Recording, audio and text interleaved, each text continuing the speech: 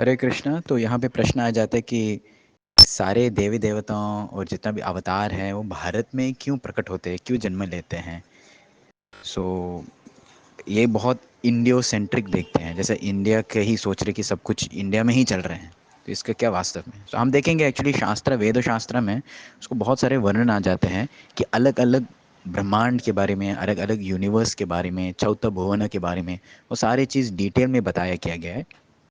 और साथ ही साथ वेद शास्त्र का वर्णन आ जाता है कि दुनिया के यह सृष्टि, भौतिक संसार जो है, ये मटेरियल वर्ल्ड का सृष्टि क्रिएशन जो है, उसका जो बीच में है वही भारतवर्ष है, जो एक पुण्यवान क्षेत्र है। तो इस भौतिक संसार में जितना भी दूसरे जगह है ना, चौथा भुवन, अलग अलग लोक, अलग अलग ब्रह्मांड जो भी हैं, वो सारे के जो भोग योनि हैं। मतलब लोग, जीवात्मा जो है अलग अलग योनि धारण करते, केवल अपने कर्म, जो पाप या पुण्य, दोनों को उसको ख़त्म करने के लिए, एग्जॉस्ट करने के लिए, इसलिए वो जन्म लेते हैं।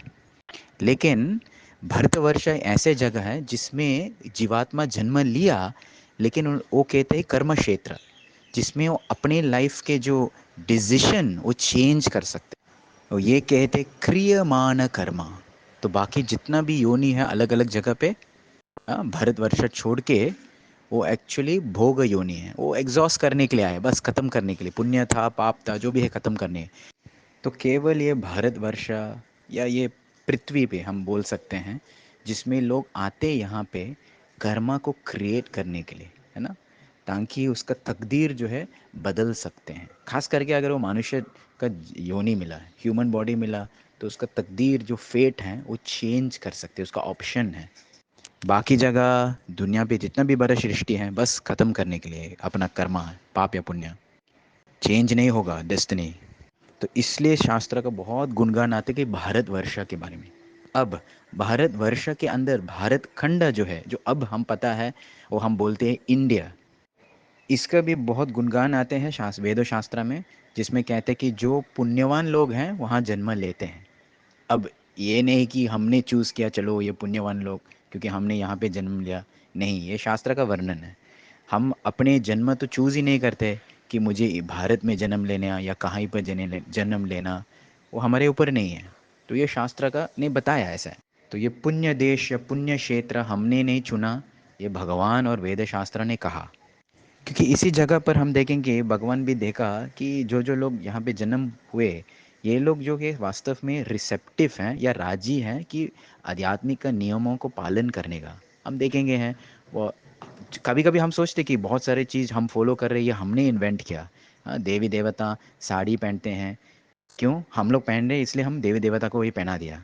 ऐसा नहीं है, वास्तव में वो उनका कल्चर है, ये स्पिरिचुअल कल्चर, आध्यात्मिक कल्चर जो वहाँ से आते हैं।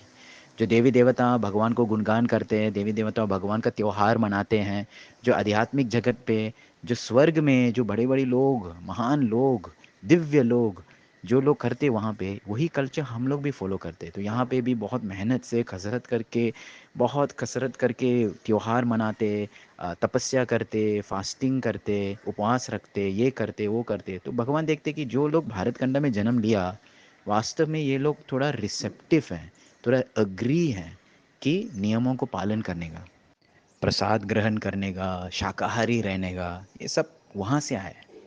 तो भारतवासी जो है उनके पास कैपेसिटी भी है, क्षमता भी है, और इच्छा भी है, इंटरेस्ट भी है फॉलो करने के लिए, इसलिए यहाँ पे जन्म लिया है।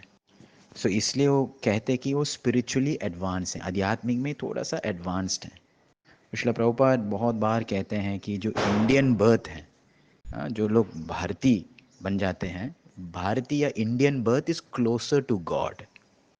सो ये सभी चीज़ जो है ये अनडाउटेड भाग्य है, जो जो लोग भारत में, इंडिया में जन्म लिया है।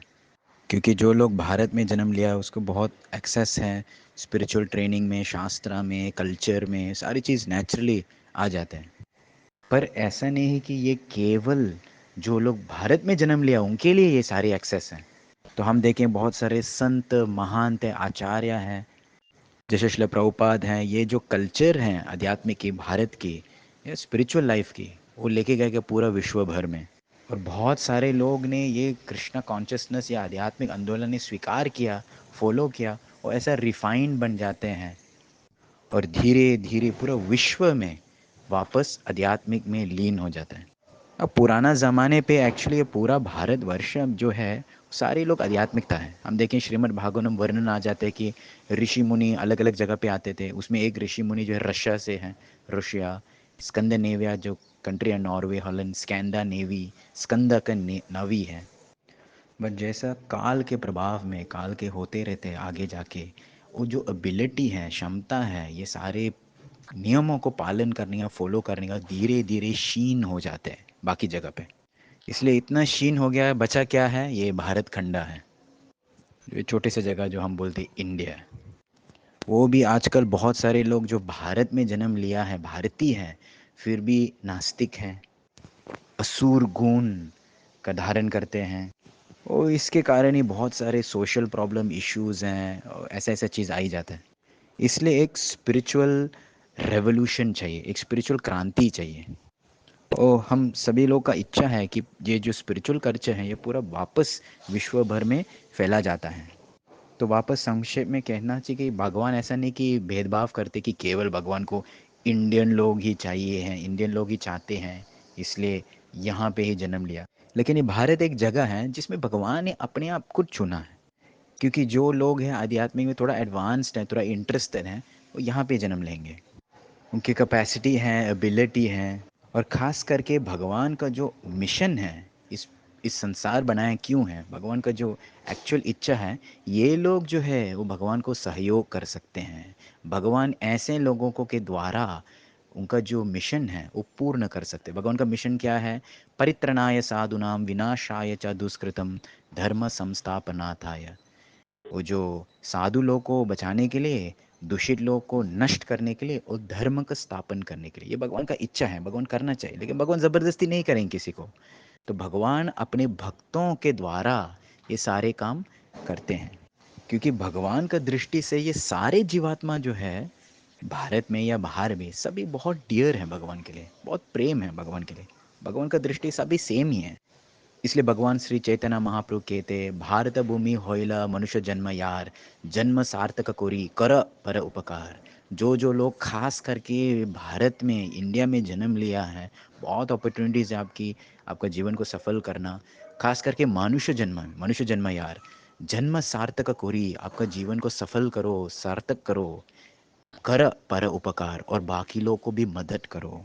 बाकी लोग मतलब केवल भारतीय नहीं, बाकी लोग मतलब जितना भी जीवात्मा है अलग अलग योनि में घूमते रहते हैं, हर अलग अलग जगह है इस पूरा संसार में, सभी लोग को मदद करना, भक्ति में आने का। इतना जन्मा जन्मांतर भ्रमण करते, घूम फिरते अलग अलग योनि में, आखिरी में हम यहाँ पे आ गया, भारत का जन्म मिला, और थोड़े बहुत बुद्धि मिले हैं कि भक्ति करने का। तो ये सीरियसली लेना चाहिए हमको, और अपना जीवन को सफल करना और बाकी लोग को मदद करने का। हरे कृष्ण।